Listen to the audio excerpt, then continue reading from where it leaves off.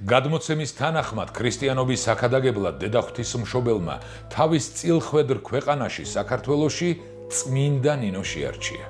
ის ახალგაზრდა ქალს ძილში გამოეცხადა და უთხრა: "წადი ჩრდილოეთ ქვეყანაში და უქადაგე მათ ჩემი ძის სახარება. მე ვიქნები შენი მფარველი და შემწი ამ მოგზაურობაში." ამას როგორ შევძლებ დედოფალო, უსწავლელი და სუსტი ვარ. რასაც სწავლი შემაძლებინებს ამ დიდ საქმეს.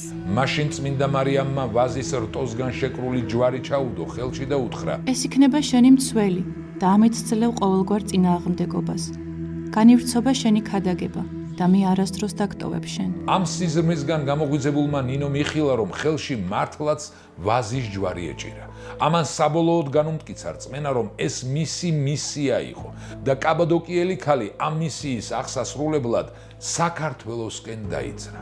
ზაფხულში წმინდა ნინო ჯავახეთის მთებს მოადგა. ძნელ გზაზე უხდებოდა ნინოს სიარული. ის ქართლისაკენ მიმავალ მგზავრებს შეუერთდა და ასე მიადგა ქალაქ ურბნის. ერთ დღეს უამრავი ხალხი დაიძრა სატახტო ქალაქ მცხეთისაკენ. ისინი ურბნისიდან მცხეთაში თავიანთი კერპების თაყვანსაცემად მიდიოდნენ. ნინოც ამ ხალხს გაჰყვა. გამობრძანდა მირიან მეფე. ირგვლივ ისმოდა სიმღერა. ნინო გაოცებული შესქეროდა მირიან მეფესა და მის ერს. ყველაზე მეტად კი ის კერპებმა შეაძრწუნა. ნინომ ხელი ზეცისკენ აღაპყრო და ცრემლით შეევედრა უფალს. უფალო იესო ქრისტე, გამოაჩინე შენი ძლიერება, ჰქმენ სასწაული, რათა დაინახოს ამ ხალხმა, რომ შენ ხარ ერთადერთი ღმერთი და მხოლოდ შენ შემოგწირონ დიდება. როგორც კი ლოცვა დაასრულა, ამოვარდა ქარიშხალი, გაისმა ქუხილის შემზარავი ხმა, მეფე, მთავრები, ხალხი შეძრწუნებულნი გაიქცნენ თავიანთი სასახლეებისაკენ. კერპებს თავს დაატყდა საოცარი სეტყვა და სრულიად შემოსრა ისინი. შემდეგ მყუდროებამ დაისადგურა. ნინო იქვე იყო, მაგრამ მას სეტყვის ერთი მარცვალიც არ დასცემია.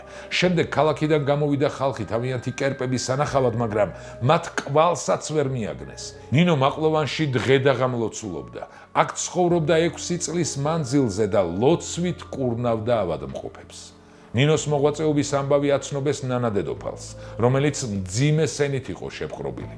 ნანა დედოფალმა არად ჩააგდო სამეფო დიდება, თავი დაიმცირა და მივიდა წმინდა ნინოსთან სამკურნალოდ.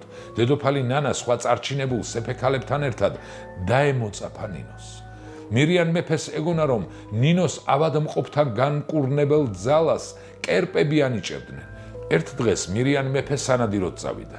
ზაფხული იყო. ღვთისნებით მირიანს თვალთ დაუბნელდა, წყდიადმა მოიცვა. მირიანმა მსახურებს და მთავრებს უბრძანა, ევედრეთ ზადენს და არმას, სთხოვეთ დამიბრუნოს თვალისჩინიო.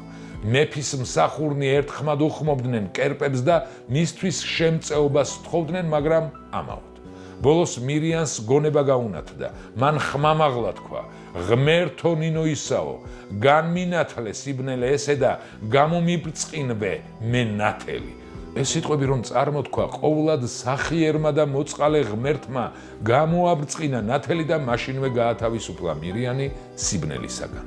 გახარებულმა და მადლიერმა მირიანმა სწრაფად აღმართა ხელი აღმოსავლეთისაკენ და უფალს შეღაღადა.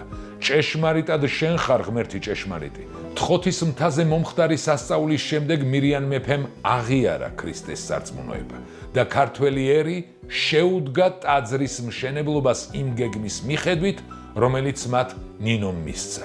იმ დღიდან მოყოლებული უამრავი სასწაული ხდებოდა და ხდება დღემდე. გასრულდა წმინდა ტაძრის მშენებლობა. მირიან მეფემ გაგზავნა საბერძნეთში მოციქულები და ითხოვა მოძღვრები და ღვთისმსახურების მასწავლებლები. წმინდა ნინომ ყველას უქადაგა ქრისტიანობა. დამკვიდრდა ბოდბეში.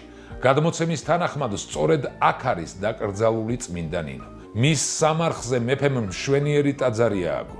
ეს ადგილი დღემდე ქართველთა და ქრისტიანთა უსაყვარლესი და უძვირფასესი ადგილია. დაგვიწერეთ კომენტარებში თქვენი აზრი წმინდა ნინოს მოღვაწეობის შესახებ. მოიწონეთ ეს ვიდეო და გაუზიარეთ, რაც შეიძლება ბევრს, რათა ყველამ გაიგოს ამბები საქართველოსზე.